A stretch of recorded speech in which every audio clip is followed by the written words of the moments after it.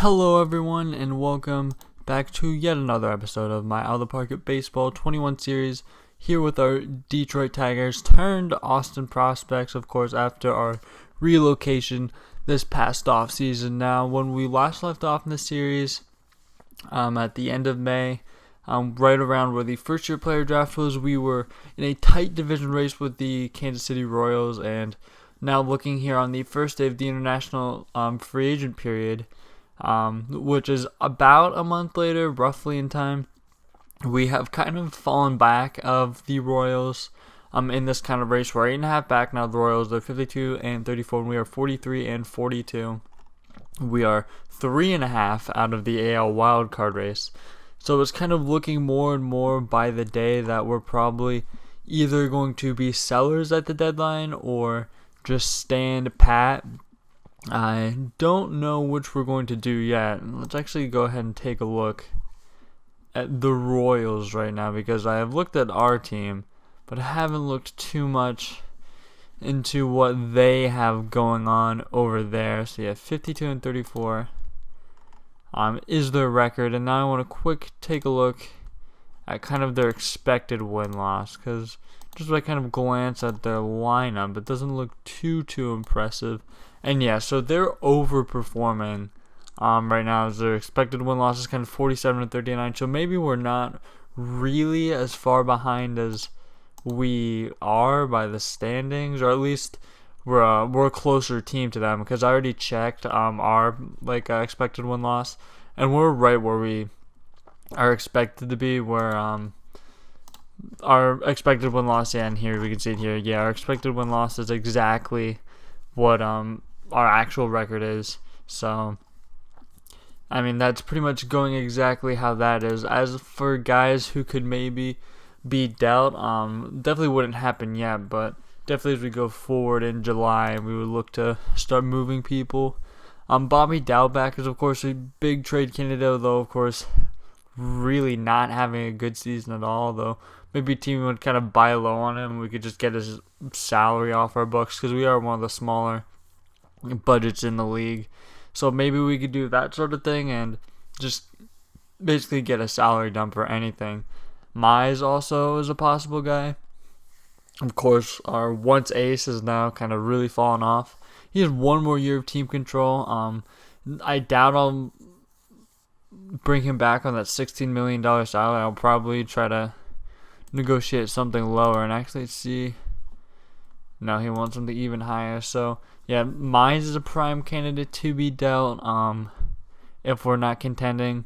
There's of course also the option that we do stand pat, which, basically do nothing, just ride out the season, or maybe a marginal upgrade or something like that. Now, injuries wise, Wenzel Perez actually went down, and he's actually back as of now.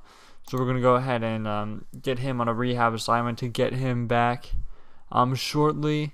And then Joe Jimenez and Adrian Marjon, two guys who are going to be coming back shortly. And then Kumar Rocker's also been down for, actually he just got hurt, I do believe.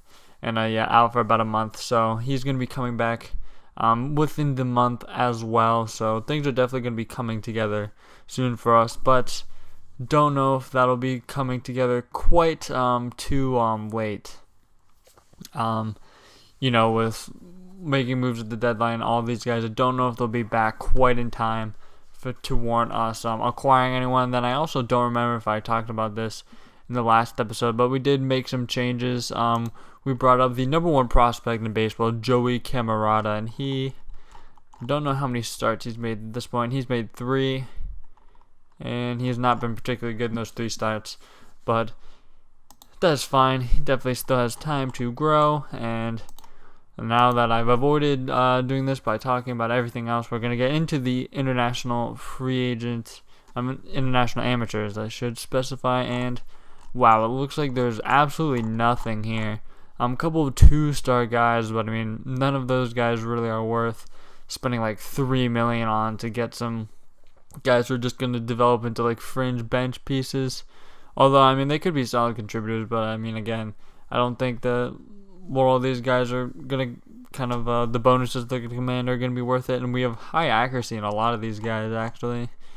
And let's take a quick look at OSA, and yeah, I mean honestly OSA doesn't really particularly like these guys too much either. I mean this first baseman, OSA projects his bat to be pretty decent. I mean I guess he'd be an okay bat with that kind of ratings right there, but I mean I really don't think this is worth it. So I mean that's kind of an interesting thing, I think, because we really haven't signed any international guys, international amateurs that is, in the save, because there really hasn't been any of note. I mean there aren't really a lot of guys who have been intriguing. I mean most of these guys have high demands and aren't really rated that high, so definitely gonna keep an eye on that as we kind of move forward, keep moving forward with this series, because yeah, I mean there just really haven't been many guys. So I think we're gonna go ahead now, and I'm gonna skip forward to the All-Star break where we'll have a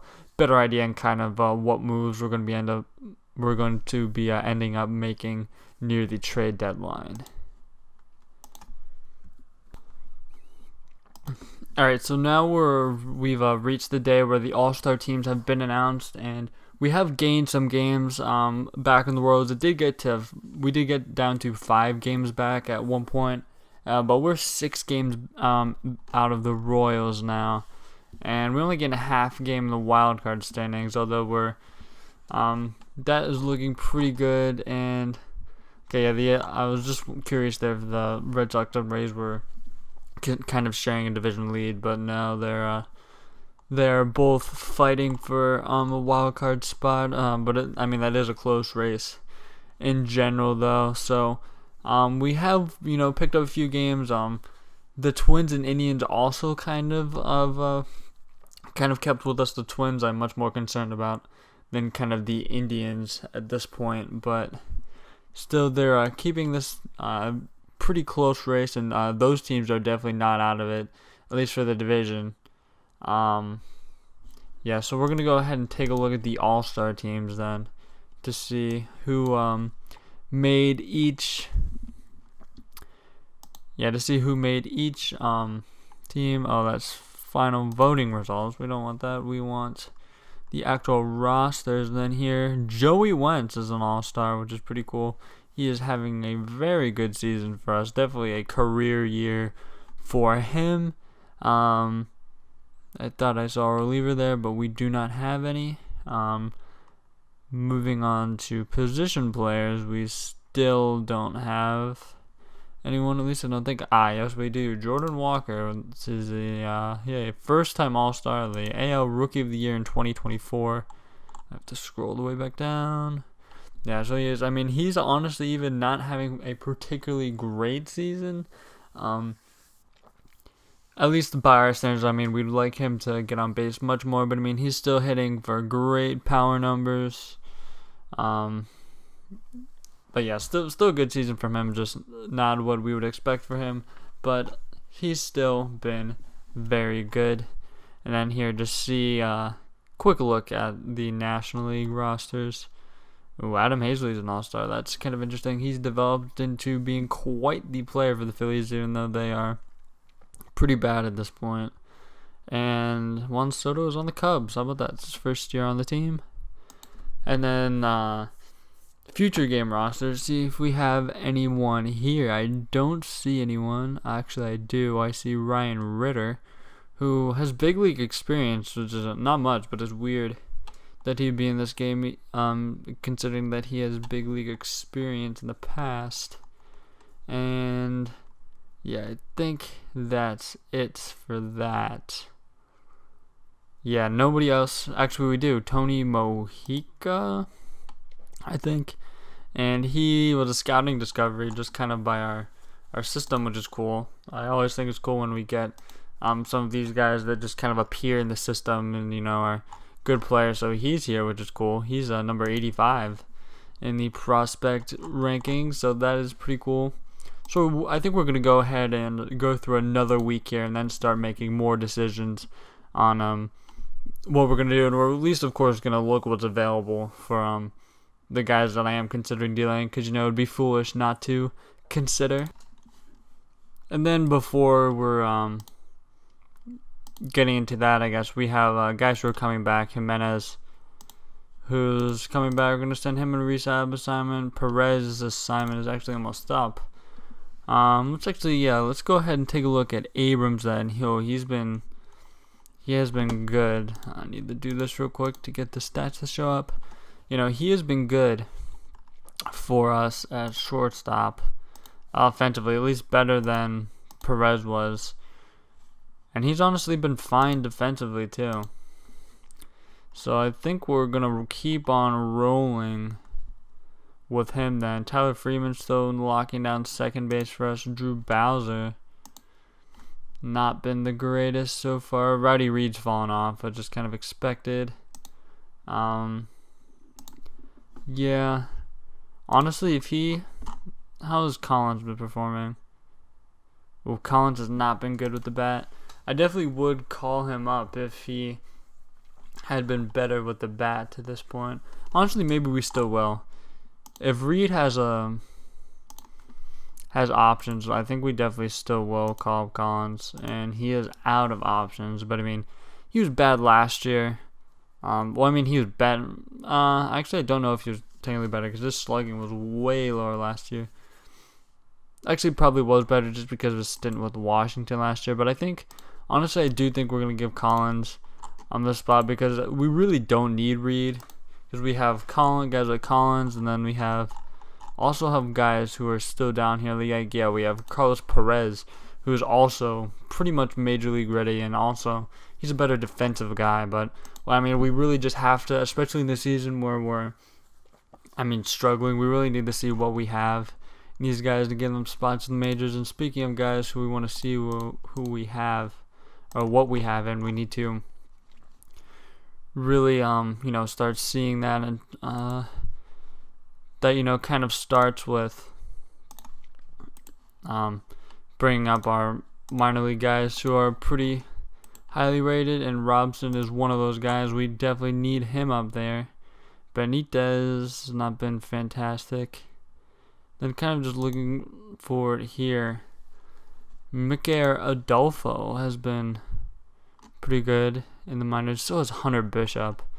Honestly, I think we're going to go ahead and start making some moves with the guys who haven't been good. Parker Meadows has not been good his entire time in the major league. So we're going to definitely call up either Bishop or Adolfo. And I think it's going to be Adolfo, to be honest, because he has a much better track record of being good. Bishop was good last year, actually, but I like his ratings better. So we're going to go ahead and send him up to the big league club. And I don't know how that's going to shake things out because we still don't really have a backup center fielder. Well, I guess, he can play center field in a pinch, so I guess that's fine. And Paolini's ratings are finally progressing, which is good to see. Very good to see. Siegler is there, catcher. I'm trying to think of any other moves that I want to make. Rosales has been bad, but I don't know if we can really do anything at this point because he's kind of a guy who have locked in for a few more years. So I think unfortunately we're going to have to ride it out with him for now and just see if we have any pitching injuries to get kind of, especially a guy like Benitez, so I want to give a shot eventually. And then we have a bunch of mid-20s guys who could also receive shots. Mew has been just dynamite in the minors, so he definitely needs a shot soon. And once out Perez, he just might not have a spot, honestly. Or actually, we'll go ahead and try to make some moves today, and we'll clear a spot for Perez. And the first guy who we're going to try to do that with is Dalbec. I'm moving him. Okay, so now kind of looking at guys that are being offered up for him. Here's a guy who is I was about to say he's a fringe starter, but he doesn't have the stamina rating to start. Eloy Jimenez is here. He's making way too much money, and I don't really like his ratings. Jose Herrera, was he? I knew we had a Herrera with us earlier in this series as a kind of catcher, but that is not the same guy. And Duhar is another guy who can't get on base. I forgot about that. Shed Long, making way too much money. Because we're definitely not trying to bring in money. We're trying to cut money with whatever deal we're going to make here. Ooh, this guy's a lefty. Stream ground ball. And this guy definitely could be interesting. I'm very interested in kind of doing that deal with the Cardinals. Yeah, they seem very interested. Yeah, so we're going to go ahead here and look at Corbin Klaus. I like this deal because it gets, of course, Dahlback kind of out of our team. He has been very bad, especially of recent. And, being a contending team, we definitely just can't do that. He had a great 2023, and then ever since then, he just has been way, way downhill. So I'm getting worse in each year. Kind of reminds me of the career that Rhys Hoskins had in this game. And of course, we got him on that downfall. Ooh, this Nunez guy. Oh yeah, he was one of the guys who we went after in the Rule 5 draft. And yeah, we can't get a guy like him, but definitely be interested to see what else we could possibly pry away from them. Probably not much. Fernandez guy is okay. Looks like he's a first round pick. Wow. And then Marco Martinez. Here's a guy. Very similar to Drew Bowser's rating, honestly. We need to get Nunez out of here. And doesn't look like they want to. Yeah, Martinez is a no. Manrique. He's a ground baller. He could be interesting. I do sort of prefer ground ballers in this game. And I put Nunez in there for some reason, an accident. Okay, can't include him in the trade. This guy, Jeremy Rivias, at least I think that's his name. Another guy who's kind of similar. Good on-base tool. Not a great bat, but still an interesting guy. And I honestly don't think we're going to be able to pry anyone more away from them. Oof, I accidentally got rid of the original guy that we were doing the deal for, so we're going to go back, put Klaus back in the deal. And I actually want to see what kind of season he's having. He is 30 already. I'm surprised if... Oh yeah, he hasn't been in the majors yet, which is probably why I do not know who he is. And can we sort by major league? Wow, honestly, not a lot of major league experience. Where's his ground ball? Not great in his kind of experience in the majors in his entire career. Also not fantastic. What's his pitch mix? Fastball, curveball, changeup. Yeah, and we can't get anything for him. Oh, okay. Yeah, I don't remember when we accidentally booted him off the trade thing, but yeah. Don't want to part with that guy. Could we add him to the deal? That'll probably be the same deal, I can imagine. Yeah. Yep. Ryan Ritter, we really don't want him. He's not, he doesn't make any errors in the field, but he's really not rangy enough to be that effective of a defender. But I don't think it's worth giving a guy like Ritter away, even what he is, for this guy who's basically nothing. So we're going to go ahead and remove him from the deal. Then we're going to, okay, they don't even eat all the money in this deal. 60, is that fine? 55, what about 60? Nope, 55. Looks like that is that. They're the Cardinals. Actually, just go ahead and quick look at their team. I want to see what they're looking like, because it looks like they're in a win now situation. What's their first? They're probably even, no matter what their first base situation is looking like. They do have Justin Bohr. The Martinez guy is actually playing Major League time for them. Yeah, Mazzara, and then they do have. Yeah, I mean, what kind of Diane Viciedo's in the major leagues with them? Wow, that's pretty crazy. He's not been good though. Yeah, I mean, they definitely just need another right-handed bat off their bench. They don't really have any good bats on their bench, and yeah, no, I could definitely see why a team like this would want to make this move, especially because this guy isn't really part of their bullpen. So we're gonna go ahead and do this deal. Bobby Dalbec. I didn't realize that he was such of a fan favorite over here, but nevertheless, he is gone, and of course that means we have to do something about our little situation. Where is Perez? Yeah, I mean, Packard hasn't been good in the minors. No, he is not. Bishop, can he play first? He cannot. But we have Bell, and we should be able to cover that plenty fine. So we're going to go ahead and bring Perez back up, at least for now, to see what we're going to do with that. Simade, just to see how it kind of shakes out these lineups. Adolfo's there. Basabe is kind of our backup not infielder, outfielder. Bell is still starting at DH, is giving Blaze Jordan the first base at bats now.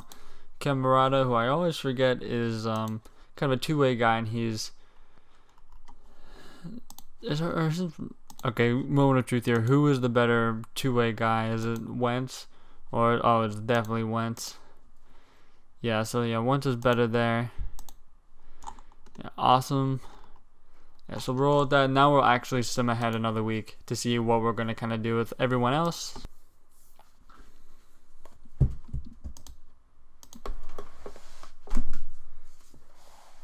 Okay, so now we're all the way back up to July 28th. Kind of taking another assessment at the team. We're still 6 games back. The Indians and Twins kind of maybe falling off a little bit, but everyone in the division has literally been playing 500 ball, even the Royals, who are still in first place, still a little bit ahead of us. Now in the wild card race, we still are in a pretty close battle. I mean, we're 2.5 out of that second spot. The Angels are 4 up of the Red Sox, who are in second in this race now. Of course, the Indians and Twins are the next teams that are back, and they're kind of 5 out. So we're still in this race. And we also have guys who are about to come back. I mean, we're about to get Rocker, Jimenez, both back. And we have an injury right now. Tyler Freeman is out day to day. Only influence is running though, so I think we'll let him go ahead and play through it. It didn't notify us of his injury, so I'm gonna go ahead and say it's fine for now. Josh Bell, his numbers have come down as he's gotten more ABs. Blaze Jordan has still been bad, and Jordan Walker is still doing what he's doing. Perez has been bad still, and Abrams has been much better at the bat, so we might. Yeah, I definitely don't think we're going to go ahead and acquire people. Okay, so he's been better, so I'd probably be hesitant to trade him away, especially right now in a time where we're definitely still in this race. And we're about to get our ace back, who's been out for a month, and our best reliever back, who has been out all season and has not played yet, along with Morjon, who's a decent lefty reliever. And we've struggled kind of having that second reliever. We now have that second lefty in the bullpen. We have Klaus, But who knows what we'll be kind of doing with his role. So I'll go ahead and shop him and let you know what we get for him. And then we'll talk about it a little more. Okay, so looking at a lot of the deals that we're getting, not a lot of great stuff, which isn't the most surprising because Mize' value really dipped last year because he did not have a good year. Hans Kraus is available, but he looks pretty similar to kind of what we have already. I'm not going to get this guy who's already making that much. Gavin Williams, no. Definitely don't want to risk it on a guy who definitely isn't that much. Huskar Yanoa, he's been part of those Braves championship teams, a starter for 2 years, and he's not making any money. I kind of really am hesitant to deal Mize though, because he's also one of the cornerstones of this franchise. Maybe we go after a guy like this. I don't know, we have enough pitching depth, so I don't think it necessarily makes sense to go after guys like that. Chavis. I don't know if the Red Sox aren't contention, so I don't know why they would. They definitely wouldn't want to give up a guy like Chavis or anything like that off their major league roster, so I don't think we're gonna do anything like that. Matt Theis is playing third base. Well, that's kind of unreal.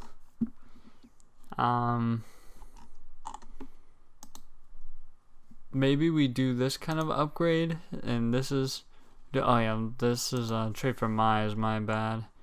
Although I definitely, what about his buddy here, Morel? I definitely don't want him. And same thing with this catcher, we don't need him.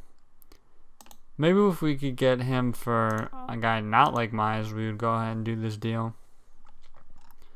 And yeah, definitely not willing to do any of those deals for a guy like Theis, even though we probably do need an upgrade at first. Yeah, I mean, none of these, I just don't think it's worth giving up Mize at this point. Because, yeah, I definitely don't want that guy because he doesn't have nearly the control. I mean, the only person who I think is really interesting is that, Caleb Ferguson. He signed through 2026. So the vesting option, he's making money though. And he's been, at least he has a better track record than Mize. Actually, let's see. Because I think Mize was actually around the same WAR that he was last year. Actually, he was better last year. Actually, yeah, I think what we're going to do is we're going to hang on to Mize. Because none of these offers, I don't want to risk any of these offers. Trying to bring in a guy who's, similar ratings-wise when we have, a guy like Mize who has already been good. He's proven that he can be good. He may not be that same pitcher that, will get us, like, that's, a 4-5-1 player, like an all-star. He may not be that kind of guy anymore. But still, we know what we have in him. And I just don't think it's going to be worth doing him. We have 1 more year team control with him. Come on, Biggio's available. And he's going to be a free agent at the end of the year. And this is a lot of those deals, I feel like. So we're not going to go ahead and deal Mize. So we just want to go one more time and see if there's anyone else that we could deal here. I don't think we're going to get rid of Montoya. Rosales is the only other guy that would shop, but just because he's doing so bad, and that's really been a bust for us, and I think that's probably my bad. That was kind of back in that offseason where I believe we're just going after relievers left and right to kind of solidify our bullpen or kind of make it like a more of a super bullpen. And he was like a 3-star guy with 4-star potential at that point, I think, and kind of offering him that deal was probably one of the worst kind of decisions we've made so far in this. And I don't know what we're going to be able to get for him. But hopefully, right there's literally a left-handed reliever that I would take over him in a heartbeat. Leger Newsome. It's kind of an interesting guy right there. Taylor Hearn. Don't know much about this guy. is, I don't know why he's so cheap. And he's been good in the past. Yeah, I think it's either between Taylor Hearn. Yeah, it's definitely between Taylor Hearn and the guy that we saw up here, Anderson Severino, the 30-year-old with barely any major league experience. I think the most important thing that we're looking for here is that ground ball rate, which, I mean, in the lower minor leagues, it's been the high 60s. So he might be the guy we go with. We're going to check on Hearn here, because he's normal. But, okay, and he's had a good ground ball rate this year. But yeah, that's his career. I actually do think we're going to go ahead with that other guy then. I wonder if Javier is available here. But the last thing we need to do is add him to our already pretty crowded infield. So we're going to go ahead here with Severino and really improve our money and our future outlook. Yeah, Severino, we can get them to eat a bunch of his money. So basically just shopping Rosales for more of a fringy reliever guy who we like. His rating's better, and he's making 4.6 the next 2 years. So this is definitely a deal that's going to help us out a little bit money-wise, especially since we are a little bit strapped. Since we don't have the biggest budget, we're going to go ahead and send him down to AAA. And again, one last look at I actually want to see our payroll. Yeah, our payroll, we're actually 29th in player payroll, which is pretty interesting to me. Definitely a small market team at this point. And yeah, I know Giles is injured, surprise, surprise. And yeah, I mean, I think that's honestly probably going to do it. I mean, we can't really do anything with Jimenez because he hasn't had any major league experience this year. So I don't think there would be really any market for him, especially as a guy who's making a lot of money. So I think that is going to do it for what was the trade deadline episode of this season. Of course, we are very close kind of in this playoff race, and at least on the outside looking in, with a good chance, or we do still have a chance at bringing the playoffs. So I might make an episode if we're kind of chasing the playoffs near the end of the season. But if not, then this would most likely be the last episode before we recap the season. But thank you guys for watching. Do not forget to like, subscribe, comment, show your support for the series and my channel. And I will see you guys next episode.